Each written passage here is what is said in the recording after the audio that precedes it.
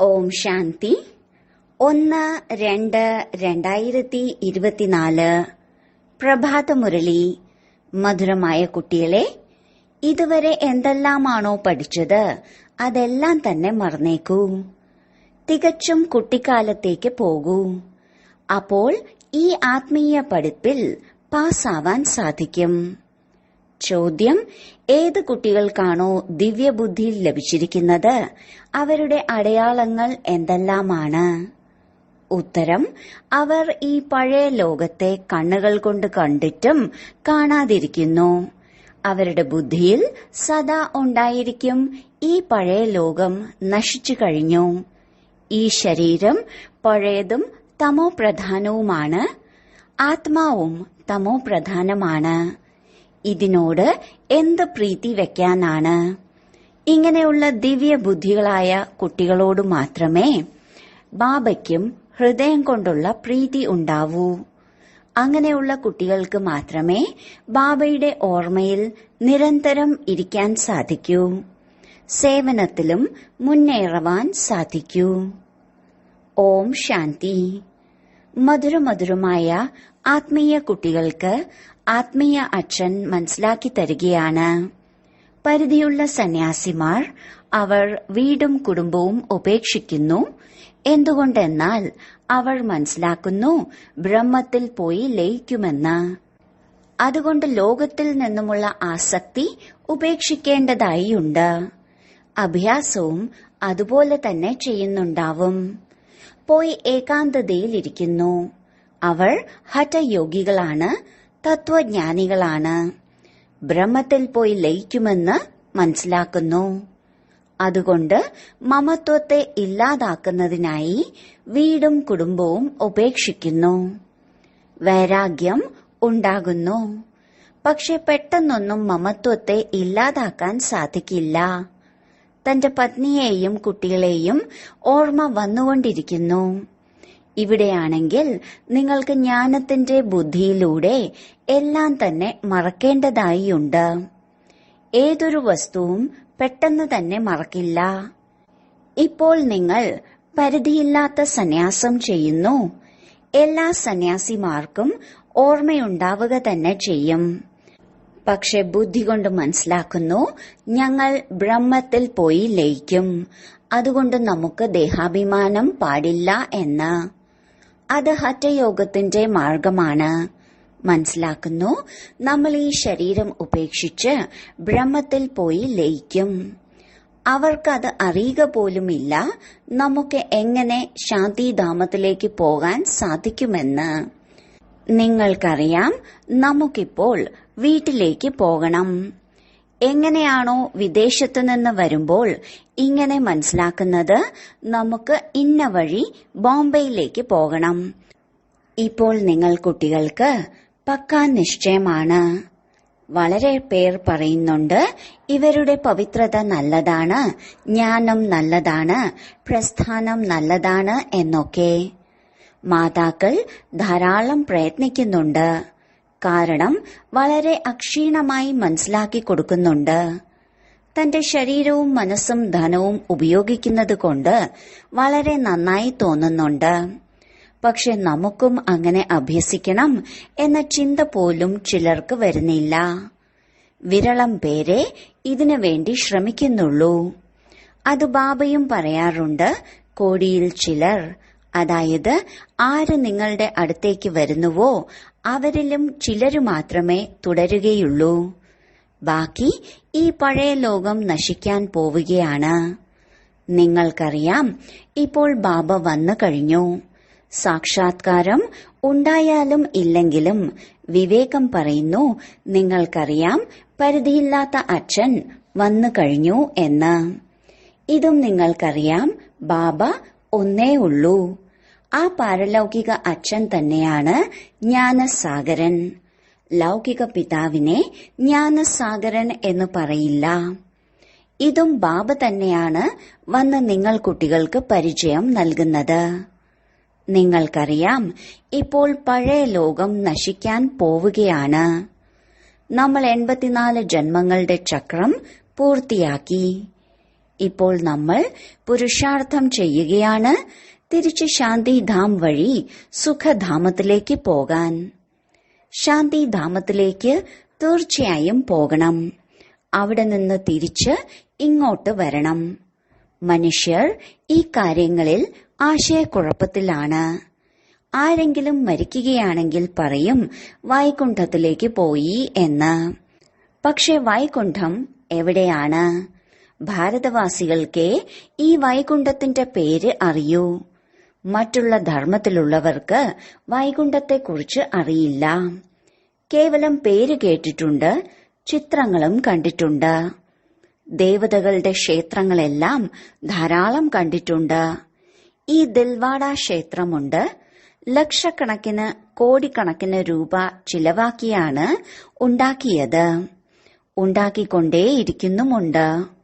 ദേവീ ദേവതകളെ വൈഷ്ണവരെന്ന് പറയാറുണ്ട്. അവർ വിഷ്ണുവിന്റെ വംശാവലിയാണ്. അവർ പവിത്രമായവരാണ്. സത്യുഗത്തെ പാവന ലോകമെന്ന് പറയുന്നു. ഇത് പതീത ലോകമാണ്. സത്യുഗത്തിലെ വൈഭവങ്ങളൊന്നും തന്നെ ഇവിടെ ഉണ്ടാവില്ല. ഇവിടെ ധാന്യങ്ങളെല്ലാം തന്നെ തമോ പ്രധാനമായിരിക്കുകയാണ്. സ്വാദും തമോ പ്രധാനമാണ്. കുട്ടികൾക്ക് സാക്ഷാത്കാരം ലഭിക്കുമ്പോൾ പറയും, ഞങ്ങൾ മാമ്പഴച്ചാറ് കുടിച്ചു വരികയാണ്, വളരെ സ്വാദുണ്ടായിരുന്നു. ഇവിടെയും നിങ്ങളുടെ കൈകൊണ്ട് ഉണ്ടാക്കുമ്പോൾ പറയുന്നു വളരെ സ്വാദുണ്ടെന്ന്. കാരണം നിങ്ങൾ നന്നായി ഉണ്ടാക്കുന്നുണ്ട്. സർവരും മനസ്സ് നിറച്ചു കഴിക്കുന്നു. നിങ്ങൾ യോഗത്തിലിരുന്നു കൊണ്ട് ഉണ്ടാക്കുമ്പോൾ എല്ലാം സ്വാദുള്ളതായി തീരുന്നു എന്നല്ല. എല്ലാത്തിനും അഭ്യാസം ആവശ്യമാണ്. ചിലർ വളരെ നന്നായി ഭോജനം ഉണ്ടാക്കുന്നു. അവിടെയാണെങ്കിൽ ഓരോ വസ്തുവും സത്തോ പ്രധാനമായിരിക്കും. അതുകൊണ്ട് വളരെയധികം ശക്തി ഉണ്ടായിരിക്കും. തമോ പ്രധാനമാകുന്നതോടെ എല്ലാത്തിന്റെയും ശക്തി കുറയുന്നു. പിന്നീട് അതിൽ നിന്നും ദുഃഖങ്ങളും അസുഖങ്ങളും എല്ലാം ഉണ്ടാകുന്നു. പേര് തന്നെ ദുഃഖധാമം എന്നാണ്. സുഖധാമത്തിൽ ദുഃഖത്തിന്റെ കാര്യമില്ല. നമ്മൾ ഇത്രയ്ക്കും സുഖത്തിലേക്കാണ് പോകുന്നത്. ഇതിനെയാണ് സ്വർഗീയ സുഖമെന്ന് പറയുന്നത്. കേവലം നിങ്ങൾക്ക് പവിത്രമായി തീരണം. അതും കേവലം ഈ ഒരു ജന്മത്തേക്ക് വേണ്ടി. പിന്നീടുള്ള ചിന്ത വേണ്ട. ഇപ്പോൾ നിങ്ങൾ പവിത്രമായി തീരൂ. ആദ്യം ആരാണിത് പറയുന്നത് എന്ന് ചിന്തിക്കൂ. പരിധിയില്ലാത്ത അച്ഛന്റെ പരിചയം നൽകേണ്ടതായി വരും. പരിധിയില്ലാത്ത അച്ഛനിൽ നിന്നും സുഖത്തിന്റെ സമ്പത്ത് ലഭിക്കുന്നു. ലൗകിക അച്ഛനും പാരലൗകിക അച്ഛനെ ഓർമ്മിക്കുന്നു. ബുദ്ധി മുകളിലേക്ക് പോകുന്നു. നിങ്ങൾ കുട്ടികളിലും ആരാണോ പക്കാ നിശ്ചയ ബുദ്ധികൾ അവരുടെ ഉള്ളിലുണ്ടാവും. ഇനി ഈ ലോകത്തിൽ കുറച്ചു ദിവസം മാത്രമേ ബാക്കിയുള്ളൂ. ഇത് കക്കയ്ക്ക് സമാനമായ ശരീരമാണ്. ആത്മാവും കക്കയ്ക്ക് സമാനമായി മാറിയിരിക്കുകയാണ്. ഇതിനെയാണ് വൈരാഗ്യം എന്ന് പറയുന്നത്. ഇപ്പോൾ നിങ്ങൾ കുട്ടികൾ ഡ്രാമയെ അറിഞ്ഞു കഴിഞ്ഞു. ഭക്തി മാർഗത്തിലെ പാർട്ട് നടക്കുക തന്നെ ചെയ്യും. എല്ലാവരും ഭക്തിയിൽ തന്നെയാണ്. ഇതിൽ വെറുപ്പിന്റെ കാര്യമില്ല. സന്യാസിമാർ സ്വയം വെറുപ്പ് ഉണർത്തുകയാണ്. വീട്ടിലെല്ലാവരും ദുഃഖികളായിരിക്കും. അവർ സ്വയത്തെ സുഖിയാക്കുന്നതിനായി പോവുകയാണ്. പക്ഷെ തിരിച്ച് ആർക്കും തന്നെ മുക്തിധാമത്തിലേക്ക് പോകാൻ സാധിക്കില്ല. ആരെല്ലാമാണോ താഴേക്ക് വന്നിരിക്കുന്നത് അവർ ആരും തന്നെ മുകളിലേക്ക് പോയിട്ടില്ല. എല്ലാവരും ഇവിടെ തന്നെയുണ്ട്. ഒരാൾ പോലും നിർവാണധാമത്തിൽ അല്ലെങ്കിൽ ബ്രഹ്മത്തിലേക്ക് പോയിട്ടില്ല. അവൾ മനസ്സിലാക്കുന്നു ഇന്നയാൾ ബ്രഹ്മത്തിലേക്ക് ലയിച്ചു എന്ന്. ഇതെല്ലാം തന്നെ ഭക്തി മാർഗത്തിലെ ശാസ്ത്രങ്ങളിലുണ്ട്. ബാബ പറയുന്നു ഈ ശാസ്ത്രങ്ങളിലെല്ലാം എന്തൊക്കെയുണ്ടോ അതൊക്കെ ഭക്തി മാർഗത്തിലേതാണ്. നിങ്ങൾ കുട്ടികൾക്കിപ്പോൾ ജ്ഞാനം ലഭിച്ചുകൊണ്ടിരിക്കുകയാണ്. അതുകൊണ്ട് നിങ്ങൾക്കിപ്പോൾ ഒന്നും തന്നെ വായിക്കേണ്ടതായ ആവശ്യമില്ല. പക്ഷെ ചിലർക്ക് നോവലുകളെല്ലാം വായിക്കുന്ന സ്വഭാവമുണ്ട്. പൂർണ്ണ ജ്ഞാനമില്ല. അവരെ പറയുന്ന പേരാണ് നാമധാരി, അതായത് പേരിന് മാത്രമുള്ള ജ്ഞാനിയെന്ന്. രാത്രിയിൽ നോവലും വായിച്ച് ഉറങ്ങിക്കഴിഞ്ഞാൽ അവരുടെ ഗതി എന്തായി തീരും? ഇവിടെ ബാബ പറയുന്നത് ഇതാണ്: എന്തെല്ലാം തന്നെ പഠിച്ചിട്ടുണ്ടോ അതെല്ലാം തന്നെ മറന്നേക്കൂ. ഈ ആത്മീയ പഠിപ്പിൽ മുഴുകൂ. ഇവിടെ ഭഗവാനാണ് പഠിപ്പിക്കുന്നത്. ഇതിലൂടെ നിങ്ങൾ ദേവതയായി തീരുന്നു. 21 ജന്മത്തേക്ക് വേണ്ടി. ബാക്കി എന്തെല്ലാമാണോ പഠിച്ചിട്ടുള്ളത് അതെല്ലാം തന്നെ മറന്നേക്കൂ. തീർത്തും കുട്ടിക്കാലത്തേക്ക് പോകൂ. സ്വയത്തെ ആത്മാവാണെന്ന് മനസ്സിലാക്കൂ. ഈ കണ്ണുകളിലൂടെ കാണുന്നുണ്ടെങ്കിലും കണ്ടിട്ടും കാണാതിരിക്കൂ. നിങ്ങൾക്ക് ദിവ്യദൃഷ്ടിയും ദിവ്യബുദ്ധിയും ലഭിച്ചിട്ടുണ്ട്. അപ്പോൾ മനസ്സിലാക്കണം, ഇത് പഴയ ലോകമാണെന്ന്. എല്ലാം നശിക്കാൻ പോവുകയാണ്. ഇതെല്ലാം തന്നെ ശ്മശാനമാണ്. ഇതിനോട് എന്ത് പ്രീതി വെക്കാനാണ്? ഇപ്പോൾ സ്വർഗമായി തീരണം. നിങ്ങളിപ്പോൾ ശ്മശാനത്തിന്റെയും സ്വർഗത്തിന്റെയും മധ്യത്തിലാണ് വസിക്കുന്നത്. ഇപ്പോൾ സ്വർഗം സ്ഥാപിച്ചുകൊണ്ടിരിക്കുകയാണ്. ഇപ്പോൾ പഴയ ലോകത്തിൽ ഇരിക്കുന്നു. പക്ഷെ ഇടയ്ക്ക് ബുദ്ധിയുടെ യോഗം അങ്ങോട്ട്, അതായത് സ്വർഗത്തിലേക്ക് പോകണം. നിങ്ങൾ പുതിയ ലോകത്തിനു വേണ്ടിയുള്ള പുരുഷാർത്ഥമാണ് ചെയ്യുന്നത്. ഇപ്പോൾ പുരുഷോത്തമനായി തീരുന്നതിനു വേണ്ടി രണ്ടിന്റെയും മധ്യത്തിലാണ്. ഈ പുരുഷോത്തമ സംഗമയുഗത്തെക്കുറിച്ച് ആർക്കും തന്നെ അറിയില്ല. പുരുഷോത്തമ മാസം, പുരുഷോത്തമ വർഷം, ഇതിന്റെയും അർത്ഥത്തെക്കുറിച്ച് മനസ്സിലാക്കുന്നില്ല. പുരുഷോത്തമ സംഗമയുഗത്തിന് വളരെ കുറച്ചു സമയം മാത്രമേയുള്ളൂ. ഈ സർവകലാശാലയിലേക്ക് വൈകി വരികയാണെങ്കിൽ വളരെയധികം പ്രയത്നിക്കേണ്ടതായി വരും. ഓർമ്മ നിലനിൽക്കാൻ ബുദ്ധിമുട്ടാണ്. ഇടയ്ക്ക് മായ വിഘ്നമുണ്ടാക്കിക്കൊണ്ടിരിക്കുന്നു. അപ്പോൾ ബാബ മനസ്സിലാക്കി തരുന്നു, ഈ പഴയ ലോകം നശിക്കാൻ പോവുകയാണ്. ബാബ ഇവിടെ ഇരിക്കുന്നുണ്ടെങ്കിലും എല്ലാം കാണുന്നുണ്ടെങ്കിലും ബുദ്ധിയിലുണ്ട് ഇതെല്ലാം തന്നെ നശിക്കാൻ പോവുകയാണെന്ന്. ഒന്നും തന്നെ അവശേഷിക്കില്ല. ഇത് പഴയ ലോകമാണ്. ഇതിനോട് വൈരാഗ്യം തോന്നണം. ശരീരധാരികളും എല്ലാം പഴയതാണ്. ശരീരം പഴയതും തമോ പ്രധാനവുമാണെങ്കിൽ ആത്മാവും തമോ പ്രധാനമാണ്. ഇങ്ങനെയുള്ള സാധനത്തെ നമ്മൾ കണ്ടിട്ട് തന്നെ എന്താണ് പ്രയോജനം? ഇതൊന്നും തന്നെ അവശേഷിക്കാൻ പോകുന്നില്ല. ഒന്നിനോടും പ്രീതി വേണ്ട. ബാബയുടെ ഹൃദയത്തിൽ ഇങ്ങനെയുള്ള കുട്ടികളാണുണ്ടാവുക. ആരാണോ ബാബയെ നല്ല രീതിയിൽ ഓർമ്മിക്കുന്നത്, സേവനം ചെയ്യുന്നത്. ബാക്കി എല്ലാവരും കുട്ടികൾ തന്നെയാണ്. എത്രയധികം കുട്ടികളാണ്! എല്ലാവരും ഒരിക്കലും കണ്ടിട്ടു പോലും ഉണ്ടാവില്ല. പ്രജാപിതാവായ ബ്രഹ്മാവിനെയും അവർക്കറിയില്ല.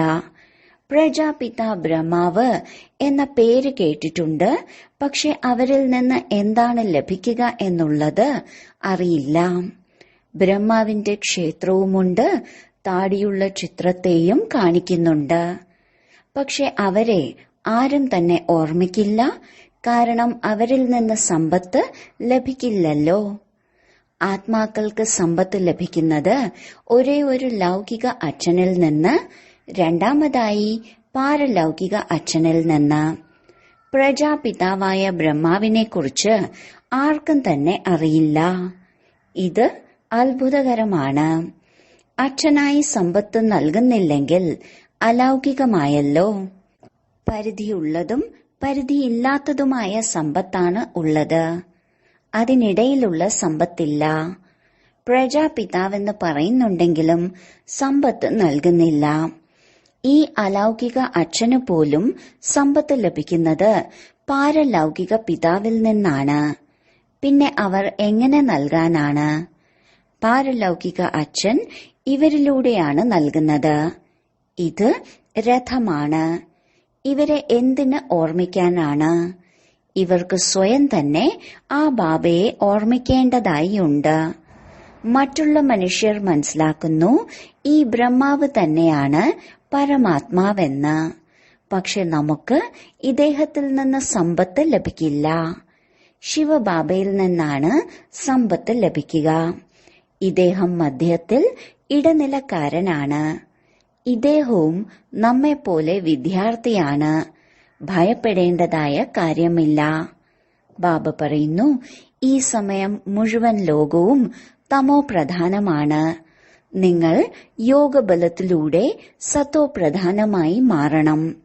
ലൗകിക പിതാവിൽ നിന്നും പരിധിയുള്ള സമ്പത്താണ് ലഭിക്കുന്നത്. നിങ്ങൾക്കിപ്പോൾ പരിധിയില്ലാത്തതിലേക്ക് ബുദ്ധി വെക്കണം. ബാബ പറയുന്നു, കേവലം ബാബയിൽ നിന്നല്ലാതെ മറ്റാരിൽ നിന്നും ഒന്നും തന്നെ ലഭിക്കാനില്ല. അത് ദേവതകളായാലും ശരി. ഈ സമയത്ത് എല്ലാവരും തമോ പ്രധാനമാണ്. ലൗകിക അച്ഛനിൽ നിന്നും സമ്പത്ത് ലഭിക്കുക തന്നെ ചെയ്യും. ബാക്കി ഈ ലക്ഷ്മി നാരായണനിൽ നിന്നും നിങ്ങൾ എന്താണ് ആഗ്രഹിക്കുന്നത്? മറ്റുള്ള മനുഷ്യർ മനസ്സിലാക്കുന്നു ഇവർ അമരനാണ്, ഒരിക്കലും മരിക്കുന്നില്ല, തമോ പ്രധാനമാകുന്നില്ല. പക്ഷെ നിങ്ങൾക്കറിയാം, ആരാണോ സത്തോ പ്രധാനമായിരിക്കുന്നത് അവർ തീർച്ചയായും തമോ പ്രധാനമാകണം. ശ്രീകൃഷ്ണനെ ലക്ഷ്മി നാരായണനേക്കാളും ഉയർന്നതാണെന്ന് മനസ്സിലാക്കുന്നു. കാരണം അവർ വിവാഹം കഴിച്ചവരാണ്. കൃഷ്ണൻ ജന്മന പവിത്രമാണ്. അതുകൊണ്ടാണ് കൃഷ്ണന്റെ മഹിമ പാടുന്നത്. കൃഷ്ണനെയാണ് ഊഞ്ഞാലാട്ടുന്നതും. കൃഷ്ണന്റെ ജയന്തിയാണ് ആഘോഷിക്കുന്നത്. ലക്ഷ്മി നാരായണന്റെ എന്തുകൊണ്ട് ആഘോഷിക്കുന്നില്ല? ജ്ഞാനമില്ലാത്തത് കാരണം കൃഷ്ണനെ ദ്വാപര യുഗത്തിലേക്ക് കൊണ്ടുവന്നു. പറയാറുണ്ട്, ഗീതാജ്ഞാനം ദ്വാപര യുഗത്തിൽ നൽകിയെന്ന്.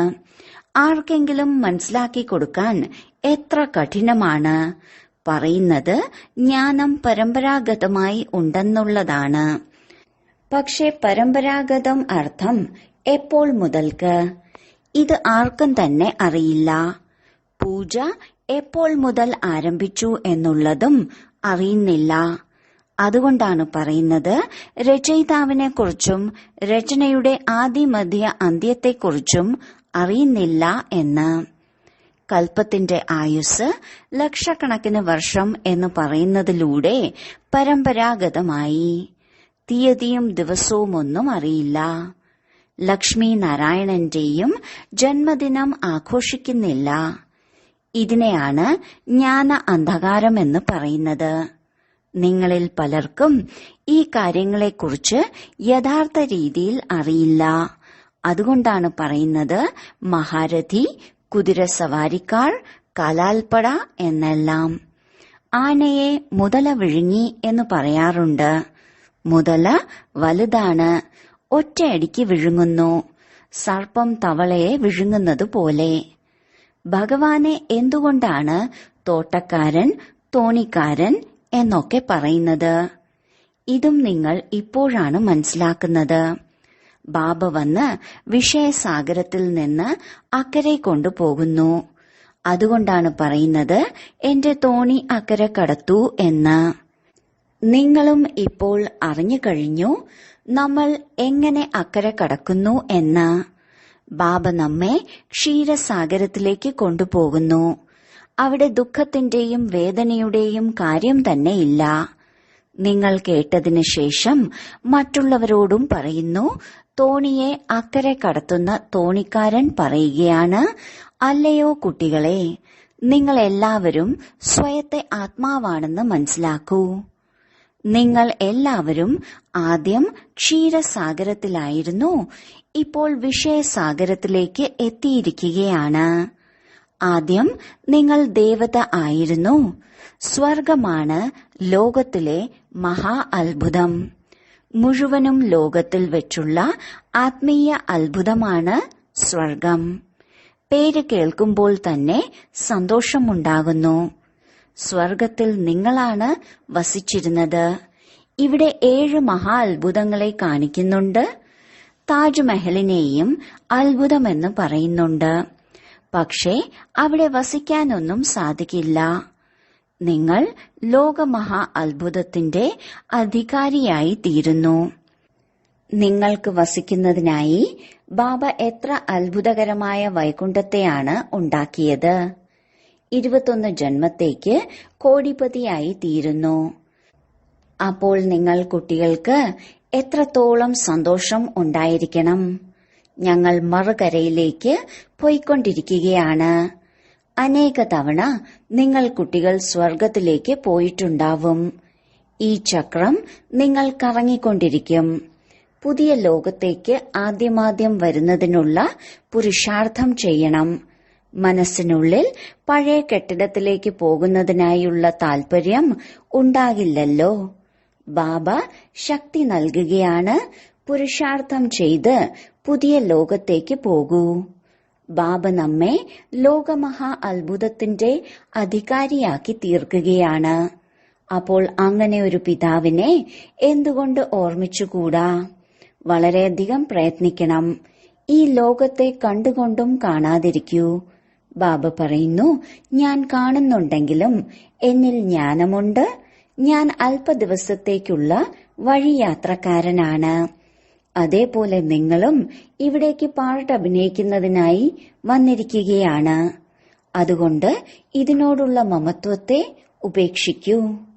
ശരി, വളരെ കാലത്തെ വേർപാടിന് ശേഷം തിരിച്ചു കിട്ടിയ മധുരമധുരമായ ഓമന സന്താനങ്ങൾക്ക് മാതാവും പിതാവുമായ ബാബ്ദാദയുടെ സ്നേഹസ്മരണകളും പുലർക്കാല വന്ദനവും.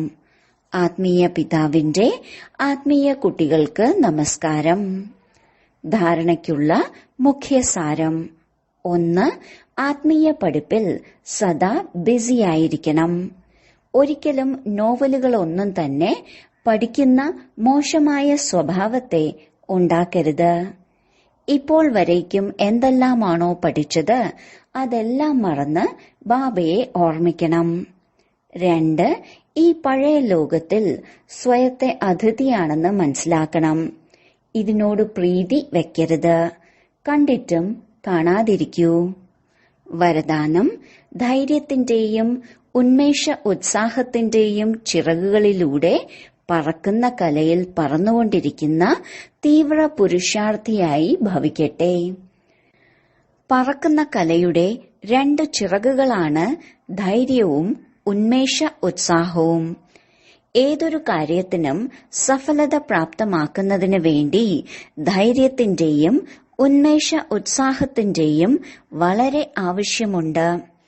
എവിടെ ഉന്മേഷ ഉത്സാഹമില്ലയോ അവിടെ ക്ഷീണം അനുഭവപ്പെടും. മാത്രമല്ല, ക്ഷീണിച്ചാൽ ഒരിക്കലും സഫലമാവുകയുമില്ല. വർത്തമാന സമയത്തിനനുസരിച്ച് പറക്കുന്ന കലയിലല്ലാതെ ലക്ഷ്യത്തിലെത്തിച്ചേരാൻ സാധ്യമല്ല. എന്തുകൊണ്ടെന്നാൽ പുരുഷാർത്ഥം ഒരു ജന്മത്തേക്കും പ്രാപ്തി 21 ജന്മങ്ങളിലേക്കും മാത്രമല്ല, മുഴുവൻ കൽപ്പത്തേക്കുമാണ്. അതിനാൽ എപ്പോൾ സമയത്തിന്റെ തിരിച്ചറിവ് സ്മൃതിയിലുണ്ടാകുന്നുവോ അപ്പോൾ പുരുഷാർത്ഥം സ്വതവേ തീവ്രഗതിയുടേതാകും. സ്ലോഗൻ: സർവരുടെയും മനോകാമനകൾ പൂർത്തീകരിക്കുന്നവർ തന്നെയാണ് കാമധേനു. ഓം ശാന്തി.